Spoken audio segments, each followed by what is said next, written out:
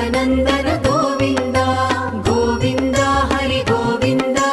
गोकुलनन्दन गोविन्द नित्य निर्मल गोविन्द नीलमेघ श्याम गोविन्द पुराण पुरुष गोविन्द पुण्डरीकाक्ष गोविन्द गोविन्द हरि गोविन्द गोकुलनन्दन गोविन्द गोविन्द हरि गोविन्द